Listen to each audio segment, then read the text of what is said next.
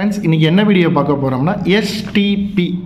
இப்போ போன வீடியோவில் எஸ்டபிள்யூபி பார்த்தோம். Systematic with travel plan. Mutual ஃபண்டில் உங்களுக்கு ஒரு 30 வயசில் நீங்கள் முதலீடு பண்ணி 60 வயசில் ஒரு 1 கோடி ரூபா எடுக்கிறீங்கன்னா அதை நீங்கள் மொத்தமாக எடுத்திங்கன்னா வரி உங்களுக்கு அதிகமாக பே பண்ணணும். இன்னொன்று அந்த 1 கோடியை எடுத்து உங்களுக்கு என்ன செலவு பண்ணணும்னு தெரியாமல் இருக்கும்போது மாதம் உங்களுக்கு 1 லட்ச ரூபா வேணும்னா கொஞ்சம் கொஞ்சமாக நீங்கள் மாதம் எடுத்துக்கலாம்னு சொல்கிறது எஸ்டபிள்யூபி.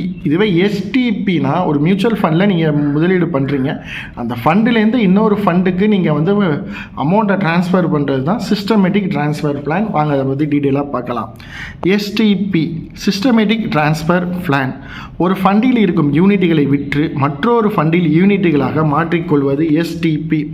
ஒரே ஒரு கண்டிஷன், பரிவர்த்தனை நடக்கும் இரு ஃபண்டுகளில் ஒரு நிறுவனத்தை ஏஎம்சி ஃபண்ட் ஹவுஸ் சேர்ந்ததாக இருக்க வேண்டும்.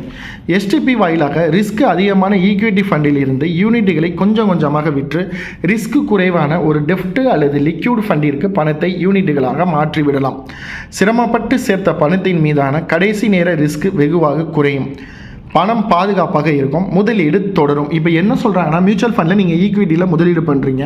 அந்த ஃபண்டு வந்து நீங்கள் முதலீடு பண்ணுற ஈக்விட்டி ஃபண்டு வந்து ஸ்கீம்ஸ் வந்து கொஞ்சம் ரிஸ்க்காக இருக்குது, நஷ்டமாகுதுன்னா நீங்கள் உடனே விற்றீங்கன்னா உங்களுக்கு நஷ்டம் அதிகமாகும். இல்லாட்டி நீங்கள் வெளியில் வரும்போது டேக்ஸ் பே பண்ணணும், எக்ஸிட் லோடு பே பண்ணணும், எக்ஸ்பென்சிவ் ரேஷியோ இருக்கும்.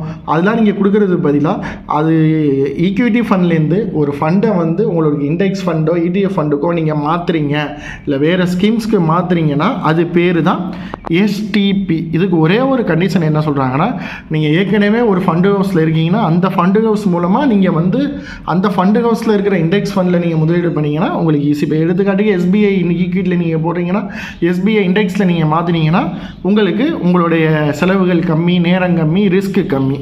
ஏன்னா சிரமப்பட்டு நம்ம பணத்தை சேர்த்து கடைசி நேரத்தில் ரிஸ்க்கை எடுக்காமல் இந்த மாதிரி மாற்றினவங்களாம் உங்களுக்கான ரிஸ்க்கு குறைவு, பணம் வந்து பாதுகாப்பாக இருக்கும். முதலீடு தொடர்றதுக்கு பயன்படுத்துறது தான் சிஸ்டமேட்டிக் ட்ரான்ஸ்ஃபர் பிளான். இந்த வீடியோ உங்களுக்கு பிடிச்சிருக்குன்னு நம்புகிறேன். தேங்க்ஸ் ஃபார் வாட்சிங் திஸ் வீடியோ. மறக்காமல் நம்ம வீடியோ லைக் பண்ணுங்கள், ஷேர் பண்ணுங்கள், கமெண்ட் பண்ணுங்கள். தேங்க்யூ.